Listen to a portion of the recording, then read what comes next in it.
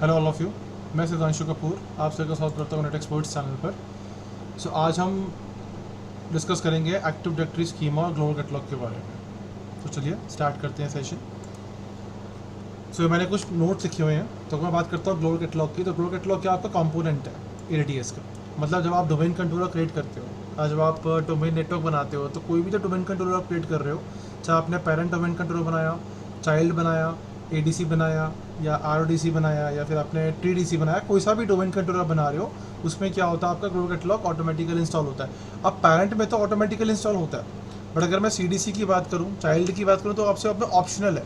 आपसे पूछेगा कि भाई आपको ग्लोबल कैटलॉग इसमें इंस्टॉल करना है या नहीं करना, तो वो आपका ऑप्शन है, आप चूज़ कर सकते हो, नहीं भी चूज़ कर सकते हो as per the requirement. But जो आपका पहला डोमेन कंट्रोलर है, इसको हम रूट डोमेन कंट्रोलर बोलते हैं, तो उसमें क्या है, उसमें आपका ग्लोबल कैटलॉग का कंपोनेंट ऑटोमेटिकली इंस्टॉल होता है। अब ये करता क्या है, it maintains a partial read only searchable copy of all the objects in the forest.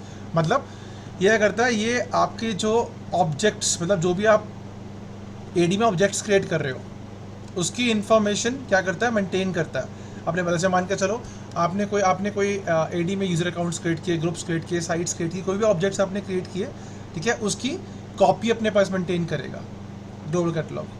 Okay, तो अब ये क्या, जो भी आप काम कर रहे हो अपने AD के अंदर, उसकी इन्फॉर्मेशन कहाँ पे रहेगी, ग्लोबल कैटलॉग के अंदर।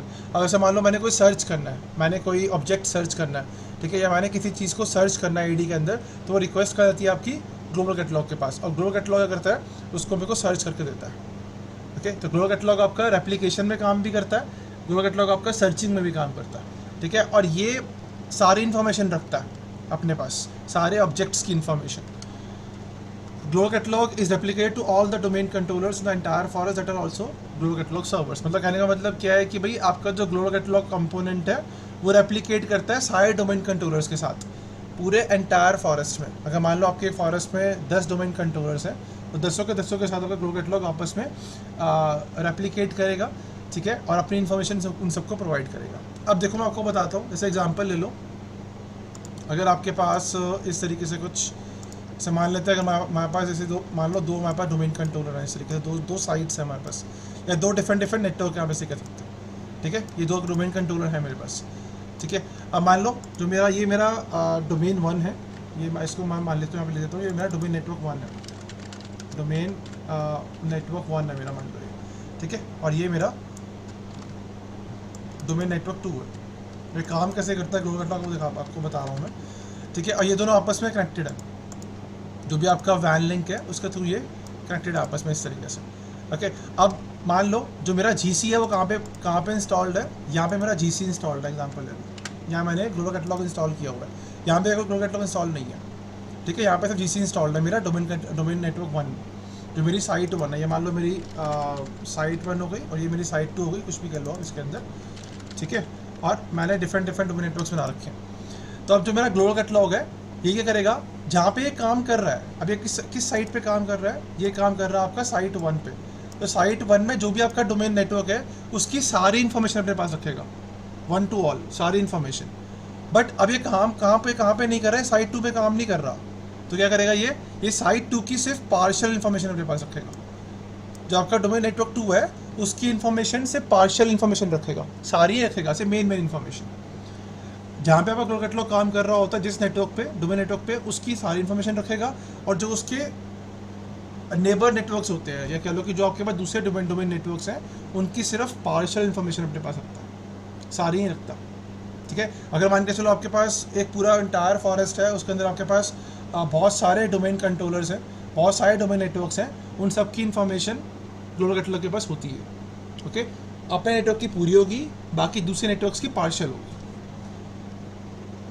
Global catalog allows users and application to find the objects in an AD। Simple सी बात है, मैंने आपको बताया कि जब भी हम कुछ सर्च करते हैं, जो भी मैं कुछ फाइंड कर रहा हूँ, कोई भी AD ऑब्जेक्ट्स, ओके, तो हम किसका यूज़ करते हैं उस टाइम पे, ग्लोबल कैटलॉग का यूज़ करते हैं। मैं आपको दिखाऊंगा प्रैक्टिकली कि हम ग्लोबल कैटलॉग को कहाँ पे देख सकते हैं, ये कहाँ मिलता है हम लोगों को। नाउ बात करते हैं स्कीमा की। ये सेकंड आपका कंपोनेंट है AD के अंदर। अब स्कीमा क्या आपका, it maintains all the objects and classes attributes of AD users to store data. तो मतलब कहने का मतलब ये है कि भाई जो भी आप AD ऑब्जेक्ट्स क्रिएट कर रहे हो, उसके जितने भी एट्रीब्यूट्स एंड क्लासेस हैं। अब एट्रीब्यूट एंड क्लासेस क्या होते हैं, ऐसे मान लो मैंने एक यूज़र अकाउंट क्रिएट किया, ठीक है। अब जब मैं उसकी प्रॉपर्टीज़ में जाता हूँ तो ऊपर आपको टैब्स दिखती हैं बहुत सारी, journal, account, address, member of, ये सारी टैब्स हैं। इनको हम क्या बोलते हैं? क्लास। इन टैब्स को हम क्या बोलते हैं? क्लासेस। और जो उन टैब में इंफॉर्मेशन होती है उनको हम क्या बोलते हैं? एट्रीब्यूट्स। तो हम ऐसे बोल सकते हैं कि भाई हमारी जनरल जो टैब है या जनरल जो हमारी क्लास है उसके अंदर first name, last name, display name, उन सब की इन्फॉर्मेशन रहती है, तो हमारे एट्रीब्यूट्स हैं। ओके, ये मैं आपको दिखाता हूँ। जैसे मैं अपने सर्वर पे आता हूँ, ये मेरा सर्वर है, ठीक है। अब इसके अंदर क्या करते हैं, इसके अंदर एक बार ओपन कर लेते हैं यूजर्स एंड कंप्यूटर्स। मैंने ओपन कर लिया AD यूजर एंड कंप्यूटर्स। अब देखो इसमें मैं राइट क्लिक करता हूँ यूज़र पे, इसकी प्रॉपर्टीज़ पे आता हूँ, तो ये क्या है? मेरी जर्नल, एड्रेस, अकाउंट, प्रोफाइल, इनको हम क्या बोलते हैं? इनको हम बोलते हैं क्लासेस। अब मैं जनरल क्लास पे क्लिक करता हूँ तो ये क्या है? इसके एट्रीब्यूट्स हैं। जनरल में क्या क्या आता है? First name, last name, display name, description, office, telephone number, email address, web page. तो ये क्या है? सारे आपके एट्रीब्यूट्स, जनरल क्लास के एट्रीब्यूट्स। ऐसे ही एड्रेस क्लास के अपने एट्रीब्यूट्स, अकाउंट क्लास के अपने attributes, user log on name, UPN name, pre Windows user log on name for pre Windows 2000, unlock account, account options, account expire, account, वो सब चीज़ें। ये क्या आपकी सारी की सारी, इसको हम बोलते हैं अकाउंट क्लास और इसके एट्रीब्यूट्स। तो ये सारे कौन सेव कर रहा है? आपका स्कीमा। जो भी आप स्कीमा में काम कर रहे हो, ठीक है, वो ये सारी चीज़ें कौन सेव कर रहा है? आपका स्कीमा मेंटेन करता है। All domain in a forest contain read only copy of the schema. अब स्कीमा कहाँ पे काम करता है? सिर्फ स्कीमा काम करेगा आपका सिर्फ PDC के अंदर, मतलब जो आपका पहला डोमेन कंट्रोलर है पूरे फॉरेस्ट में, उसके अंदर काम करता है स्कीमा। बाकी जितने भी डोमेन कंट्रोलर्स हैं आपके पास, वो सिर्फ स्कीमा की रीड ओनली कॉपी अपने पास मेंटेन करते हैं। अब ऐसा क्यों करते हैं? जैसे मान लो हमारे पास यहाँ पे क्या है, मान लो हमारे पास यहाँ पे ये डोमेन कंट्रोलर एक है, एक ये डोमेन कंट्रोलर है, राइट।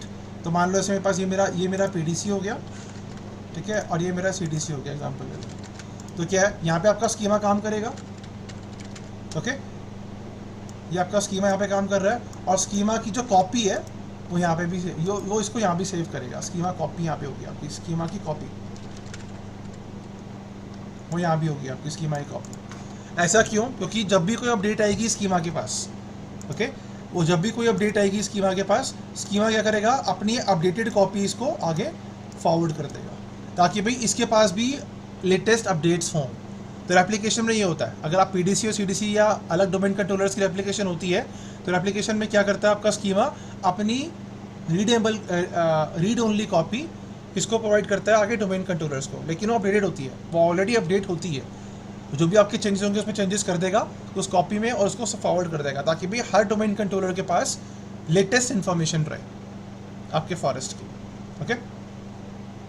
अब क्या कह रहा है? Any change that is made to the schema is replicate to every domain controller in the forest from the schema master role. तो मैंने आपको बता दिया कि भाई कोई भी चेंज होता है स्कीमा के अंदर या कोई भी अपडेट आती है स्कीमा के पास, वो क्या करता है? वो रेप्लिकेट करता है हर डोमेन कंट्रोलर के साथ पूरे फॉरेस्ट में। और ये कौन करता है? आपका स्कीमा मास्टर रोल। आपने FSMO रोल्स पीछे पढ़े थे, तो FSMO रोल्स में क्या होता है? FSMO रोल्स के अंदर आपका स्कीमा मास्टर रोल होता है। इसका मेनली काम क्या होता है? स्कीमा को रेप्लिकेट करवाना सारे डोमेन कंट्रोलर्स के साथ पूरे फॉरेस्ट में, okay. By default schema maintained by PDC, आपको मैं बता चुका हूँ। बाय डिफ़ॉल्ट क्या होता है? आपका स्कीमा कौन मेंटेन करता है? PDC, इस तरीके से। अब इसको देख लेते हैं प्रैक्टिकली। अब प्रैक्टिकली हम क्या देखेंगे? हम देखते हैं कि प्रैक्टिकली आपको स्कीमा दिखता कहाँ पे है पहली चीज़, ओके। तो स्कीमा क्या बाय डिफ़ॉल्ट हिडन होता है, आप इसको एक्सेस नहीं कर सकते, तो मुझे क्या करना पड़ता है? कमांड रन करनी पड़ती है, ओके। तो जैसे मैं यहाँ पे आता हूँ अपने CMD पे, कमांड होती है reg SPR32 स्पेस SCHMM-GMT.DLL, ये कमांड है। इसका फुल वर्जन क्या हो गया? Register server 32 schema management. मेरे को स्कीमा को एक्सेस करने के लिए पहले रजिस्टर करना पड़ेगा स्कीमा में को, यहाँ पे इसको रजिस्टर करना पड़ता है, ओके। बाय डिफ़ॉल्ट हिडन होता है, मैं इसको एक्सेस नहीं कर सकता। तो मैं एंटर करूँगा तो ये कमांड क्या बोलेगा आपको कि भाई आपका क्या हो गया? ये स्कीमा क्या रजिस्टर हो गया, आपका सक्सीड हो गया, कमांड रन कर लिया आपने। अब हम कहाँ से चेक करेंगे? हम जाएंगे यहाँ पे MMC में, माइक्रोसॉफ्ट मैनेजमेंट कंसोल के अंदर, ठीक है। यहाँ से हम क्या करते हैं? अपने टूल्स को ऐड करते हैं। जैसे मान लो अगर मैं यहाँ पे स्टार्ट पे आता हूँ, एडमिन टूल्स पे आता हूँ, यहाँ पे मुझे देखो स्कीमा का ऑप्शन नहीं दिखता। टूल का नाम है एक्टिव डायरेक्टरी स्कीमा, जिसके थ्रू हम स्कीमा को एक्सेस करते हैं, वो मेरे को यहाँ पे शो नहीं है। तो मुझे हम कैसे उसको ऐड कर सकते हैं? ऐड कर सकते हैं उसको MMC के थ्रू। यहाँ पे लिखोगे फाइल, यहाँ पे क्लिक करोगे ऐड रिमूव स्नैप्स इन, यहाँ पे आपके पास ऑप्शन आता है स्कीमा का, एक्टिव डायरेक्टरी स्कीमा। इसको आप ऐड करो और ओके कर दो, ठीक है। तो देखो ये आपके टूल के अंदर ऐड हो गया स्कीमा कंपोनेंट। आप जब इसको क्लिक करोगे स्कीमा को तो ये दिखा देगा आपको कि स्कीमा कहाँ पे काम कर रहा है, कहाँ काम कर रहा है, server1.abc.local। तो server1 कौन है मेरा, अगर मैं चेक करूँ, देखो दिस पीसी पे जाके प्रॉपर्टीज़ पे जाके इसका होस्ट नेम क्या है, नीचे आओगे सिस्टम प्रोटेक्शन में, देखो इसका होस्ट नेम है server-01। ओके, आप ऐसे भी चेक कर सकते हो, या आप अपने CMD पे चले जाओ, सिंपल यहाँ पे लिखो होस्ट नेम, ठीक है, आपको दिखा देगा मेरा server1 ये है। तो मतलब इस पर स्कीमा काम कर रहा है अभी बाय डिफॉल्ट, तो मतलब ये हमारा PDC है। अब इसको एक्सपेंड करोगे, देखो इस पर क्लासेस और एट्रीब्यूट्स दो ऑप्शन दिखा रहा है। अगर मैं क्लासेस पे क्लिक करूंगा तो क्लासेस में क्या दिखा रहा है मुझे, अकाउंट क्या है, मेरी क्लास है, मैंने आपको दिखाया था। एक बार दोबारा चेक करो, ओपन करो dsa.msc, ये कमांड है to open active directory user computers. अगर आपको AD यूजर कंप्यूटर्स को ओपन करना है तो कमांड क्या है, dsa.msc। देखो इसमें हम यूजर्स की प्रॉपर्टीज़ में जाते हैं और देखो आपको दिखा रहा है अकाउंट क्या आपकी क्लास है, वही सेम आपको यहाँ पे दिखा रहा है। देखो अकाउंट क्लासेस में क्या दिखा रहा है, अकाउंट। ओके, एंड एट्रीब्यूट्स क्या है इसके अंदर, आपका अकाउंट एक्सपायर्स आपका एट्रीब्यूट है। देखो यहाँ पे चेक करो, अकाउंट क्लास के अंदर अकाउंट एक्सपायर मेरा एट्रीब्यूट इन्फॉर्मेशन। तो ये चीज़ें कौन मेंटेन कर रहा है, आपका स्कीमा।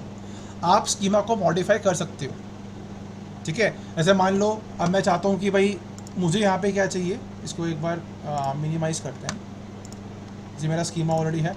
और ऐसे मान लो जब मैं इसकी प्रॉपर्टीज़ पे आता हूँ, यूज़र की प्रॉपर्टीज़ पे, मुझे यहाँ पे फ़ोटो अपलोड करने का ऑप्शन भी चाहिए। मैं चाहता हूँ कि मैं यूज़र की फ़ोटो भी अपलोड कर सकूँ, मेरा यूज़र अपना फ़ोटो लगा सके यहाँ पे।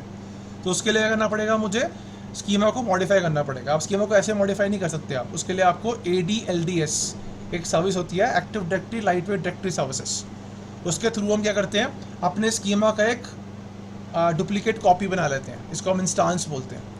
ओके, तो हम एक डुप्लीकेट इंस्टांस क्रिएट कर लेते हैं स्कीमा का, एंड देन उसके अंदर हम उसको मॉडिफाई कर सकते हैं with the help of ADLDS। उसके लिए आपको LDAP क्वेरीज आनी चाहिए बहुत सारी। LDAP आपका प्रोटोकॉल है जो AD में काम करता है। जब आप AD पे काम कर रहे हो तो पीछे LDAP काम कर रहा है, तो LDAP की क्वेरीज होती है। अब उसके थ्रू हम स्कीमा को मॉडिफाई कर सकते हैं। ओके, तो अगर आपको स्कीमा को मॉडिफिकेशन करना है तो आप ADLDS का यूज़ कर सकते हो। उसके थ्रू हम पहले क्या करेंगे, डुप्लीकेट कॉपी बनाएंगे स्कीमा के, एंड देन उसको उसके अंदर मॉडिफिकेशन कर सकते हैं। अब हम डुप्लीकेट कॉपी क्यों बना रहे हैं, इसके भी रीज़न है। ऐसा मान लो भी आपने कॉपी नहीं बनाई, आपने डायरेक्टली क्या किया, स्कीमा के अंदर मॉडिफिकेशन कर दी। अब मान लो कल को वो मॉडिफिकेशन आपका कंपेटेबल नहीं है या कुछ इशू हो गया उसके बाद, तो आपका स्कीमा करप्ट हो जाएगा, मतलब आपकी AD भी ख़त्म। तो इसलिए उसकी कॉपी बनाते हैं, पहले उसका डुप्लीकेट इंस्टांस क्रिएट करते हैं, उसके बाद ही हम उसके अंदर मॉडिफिकेशन कर सकते हैं। ओके, नाउ ये तो हो गया हमारा स्कीमा जो आपने देख लिया। ओके, एंड इसके बाद एक आता है हमारे पास ग्लोबल कैटलॉग। अब वो कहाँ पे शो होता है मेरे को, मैं स्टार्ट पे जाऊँगा, एडमिन टूल्स में जाऊँगा, यहाँ पे साइट एंड सर्विसेज का ऑप्शन आता है, इसको ओपन करो, active directory site and services. अब इसमें देखो आपकी बाय डिफ़ॉल्ट एक साइट बनी होती है। जब भी आप डोमेन बनाओगे या डोमेन कंट्रोलर्स इंस्टॉल करते हो तो एक वो क्या होता है, एक बाय डिफ़ॉल्ट साइट देखो ऐसी होती है आपकी, ये ऐसा होता है, देखो बाय डिफ़ॉल्ट ऐसा। तो एक डिफ़ॉल्ट साइट होती है, देखो उसको क्या बोलते हैं, डिफ़ॉल्ट फर्स्ट साइट नेम। ये डिफ़ॉल्ट साइट है जहाँ पे आपके जितने भी डोमेन कंट्रोलर्स आप क्रिएट कर रहे हो, देखो सर्वर्स में क्लिक करोगे तो देखो आपको ये दिखा रहा है कि आपके पास 3 सर्वर हैं, और तीनों के तीनों सर्वर्स कहाँ पड़े हुए हैं, आपके इसी के अंदर। ओके, तो जितने आप डोमेन कंट्रोलर बनाते हो बाय डिफ़ॉल्ट, वो कहाँ पे सेव होते हैं, सारे के सारे डिफ़ॉल्ट फर्स्ट साइट नेम में। एक आपकी डिफ़ॉल्ट साइट बन जाती है, उसके अंदर आपके सारे के सारे डोमेन कंट्रोलर सेव होते हैं। अगर आप चाहते हो कि भाई मेरे को मल्टीपल साइट्स में अपने डोमेन कंट्रोलर मूव करने हैं तो हम कर सकते हैं यहाँ से बैठ के, ठीक है। तो अब देखो मेरे को, अब मेरा server1 है जो मेरा PDC है, इसको मैं एक्सपेंड करूँगा। यहाँ पे NTDS साइट्स का ऑप्शन आता है, ठीक है। इसकी प्रॉपर्टीज़ में जाओ, यहाँ पे देखो आपको दिखा रहा है ग्लोबल कैटलॉग का ऑप्शन। इट मीन्स ये है कि भाई यहाँ पे क्या है, इस पर्टिकुलर सर्वर पे ग्लोबल कैटलॉग इंस्टॉल्ड है, राइट। अगर आप चाहते हो कि मेरे को इसको अनइंस्टॉल करना है तो आप इसको सिंपल अनचेक कर दो, दैट्स इट। आप इसको अनचेक कर दोगे तो ग्लोबल कैटलॉग आपका अनइंस्टॉल हो जाएगा, मतलब ग्लोबल कैटलॉग आपका काम नहीं करेगा इस पर्टिकुलर सर्वर पर। ओके, चेक कर दोगे तो काम करेगा इस तरीके से। अगर आप चाहते हो इन फ्यूचर में कि मुझे अपना ग्लोबल कैटलॉग पर्टिकुलर सर्वर से हटाना है तो कैसे हटाओगे, पर्टिकुलर सर्वर पे NTDS सेटिंग्स पे जाओगे, राइट क्लिक करोगे, प्रॉपर्टीज़ पे जाओगे, और वहाँ पे आपको ग्लोबल कैटलॉग का ऑप्शन मिलेगा, ठीक है। एंड वहाँ से आप उसको रिमूव कर सकते हो, अनचेक कर सकते हो अगर आपको ये सर्विस या ये कंपोनेंट नहीं चाहिए तो इस पर्टिकुलर सर्वर। ओके, तो ये 2 कंपोनेंट्स जो आपके ऑटोमेटिकली इंस्टॉल होते हैं, ओके, आपके PDC पे। जब आप PDC बनाते हो, पहला डोमेन कंट्रोलर बनाते हो, तो स्कीमा और ग्लोबल कैटलॉग दोनों आपके ऑटोमेटिकली इंस्टॉल होते हैं। स्कीमा से PDC पे काम करता है, ग्लो कैटलॉग आपका बाकी सर्वर्स पे भी काम कर सकता है, बाकी डोमेन कंट्रोलर्स पे जैसे का चाइल्ड है, ट्री डीसी है, उन पे भी काम कर सकता है, वो करता है। ठीक है, आपकी मर्जी है आपने यूज़ करना है नहीं करना। पर ध्यान रखना, जहाँ भी आपका ग्लो कैटलॉग काम करेगा वो सिर्फ अपने डोमेन की फुल इन्फॉर्मेशन रखेगा, बाकी दूसरे डोमेन नेटवर्क्स की सिर्फ पार्शियल इन्फॉर्मेशन रखता है।